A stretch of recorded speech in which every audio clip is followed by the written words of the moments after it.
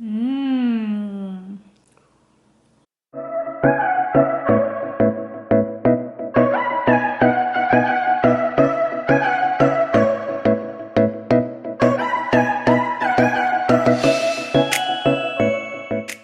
Hey guys, a couple weeks ago I posted a picture of this on my Instagram and I got so many people wanting to know how to make it. So I decided to go for it and make the YouTube video. So before I get into the conversation or the topic about dieting and my point of view on all of that, let me show you how to make this really, really yummy Nourish Bowl. So these are the ingredients that I use for my Nourish Bowl. I like to start with the sweet potatoes because they take the longest to steam. So I already have the boiling water over in the pot there with the steam section in it. I do the Brussels sprouts next because they also take a while to steam. And then I do the broccoli last because it takes the least amount of time to steam. I also like to prep my kale. I don't add it till the very, very, very end because it only takes like literally 30 seconds. So then I like to shred my carrots in my food processor, and I don't add them to the steaming pot because when they're so thin, they cook really quick anyways. And you can see everything steaming in the pot. So when it's mostly done, just like soft enough, I can add the things I'm gonna eat today into my saute pan, and then I put out some Tupperware to make leftovers so I can have really quick, easy lunches for the rest of the week. Really helpful tip to eat healthy is to prep, get everything ready.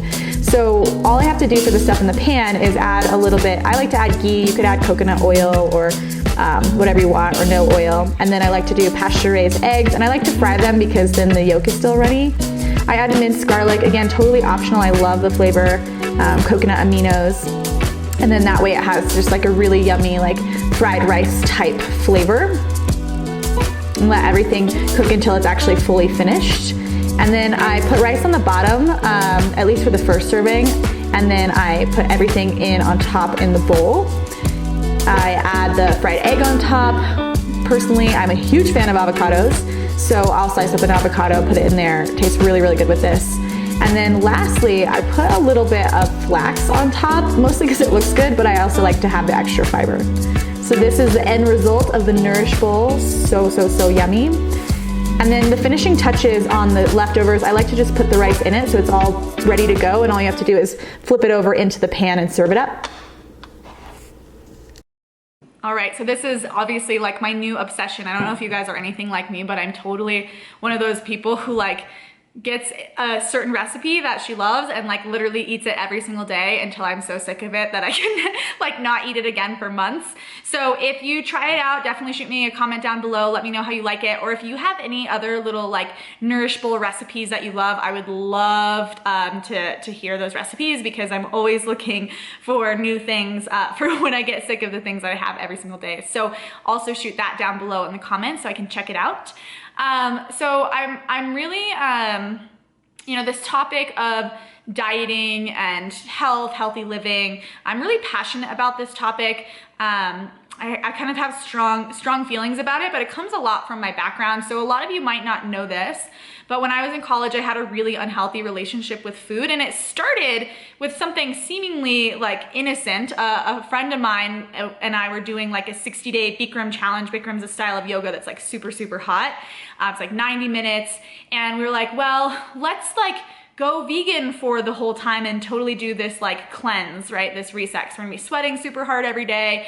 So we went vegan, and looking back now, it's funny because like we totally weren't actually vegan, but it was our first time trying eating that way. And so unknowingly we were eating like way less calories than we were supposed to, and we did lose quite a bit of weight. Like I think I lost like 5 or 6 pounds, and I was pretty small to begin with, and she did the same. And then when it was over, I went home back to Colorado and for a couple of weeks, got right back into my normal habits, ballooned right back up to the size that I was before. And then when I came back, yeah, sorry about my cat. She just is like really talkative. But when I came back, my friend was like thinner than even when I left. you know, and I asked her like, whoa, like what's going on? Because honestly in my head, I'm like, wow, she looks so good, right? We're so conditioned to think like super, super thin looks really good. And I think every single body type is beautiful as long as it's healthy. You know, I have some friends that are really, really thin and that's just their body type and that's beautiful. But neither of us were necessarily that kind of body type naturally. And, you know, her and I at the time had both been going through a breakup, and her dealing with it was really hard on her. And so she was just like, listen, like, I'm just like so upset, I'm not really eating. And for some reason that triggered something within me that was like, well, if I don't eat, then I get really thin. And I don't know why. It's not really a healthy reaction. It should have been like, oh my gosh, are you okay? Is there anything I can do? But anyways, it set me on this spiral. And for the whole next summer, I basically didn't eat at all. I lost like, you know, 20 pounds. I was under 100 pounds for a while there. And what was so heartbreaking was that nobody was really worried about me. Everyone was like, wow, you look so amazing. What are you doing? And, you know, I was miserable. You know, all I thought about was food all day long. I wasn't eating any of it, but it was all I was thinking about. And, you know, so I got to a point like maybe 6-7 months in where I like, you know, it was like barely sustainable. I was getting really, really tired and really, really like just like I was in a really bad place.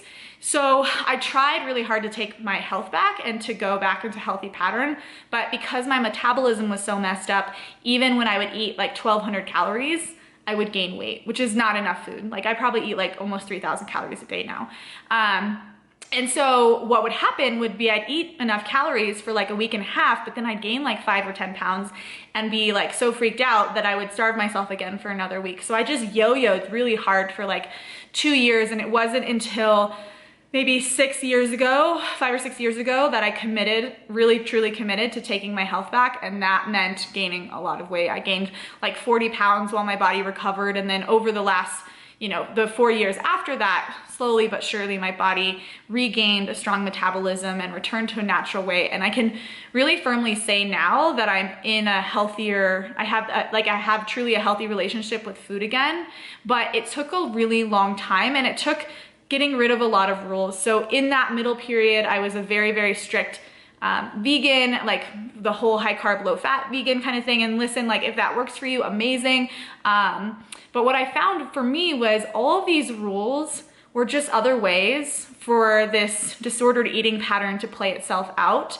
And so now I prefer to eat, you know, I love the saying, eat real food, not too much, mostly plants. Like, I can't remember the guy who says it, but I love that saying because that's really what I base it off. I try to eat as many plants as possible. You can see I put a little eggs on here, but if I go out to dinner and, you know, someone's making me dinner, I won't, I'll eat whatever is served to me. And a lot of that has been really freeing of like not putting rules around my food. And it's not to say like if you are vegan for ethical reasons, amazing, or if you have rules and things like that, great. But I definitely urge you to consider, you know, if you're putting rules around your food, if it's coming from another place. Because for me, even though, you know, like the ethical side of veganism was really like, man, it was so hard to consider eating, you know, animal products again. It really, really, it was really, really messing with my mental health. And so, you know, I don't know where any of you guys lay on there. I know that there's a huge vegan community here on YouTube, so I might be like setting myself up to get a whole bunch of hate. And, you know, in the end, like I said, eat real food, mostly plants. And the whole not too much part of that, if you're active, it's more than you would think. I think that all the women out there eating 1,200 calories a day, like my heart breaks for them. You know, I eat probably close to 3,000 calories, like I said, every single day. And yes, I'm really active. You don't need to eat as much as I am if you're not as active. But I really think we need to get out of like the quick fix diet culture. And, you know, for me, I've just been eating healthfully, consistently for the last maybe 3 or 4 years.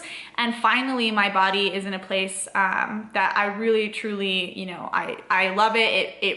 It can work well. It does all the things it needs to. And, yeah, it's been quite the journey. So if you're, you know, struggling with food and your relationship with food or anything like that, you know, I hope that hearing my story can give you a little bit of hope. And I hope that, you know, if you need help, you seek it out.